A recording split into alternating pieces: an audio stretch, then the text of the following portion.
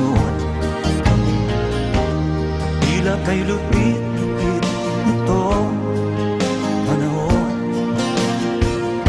Huwag kang mawawalan ng pag-asa,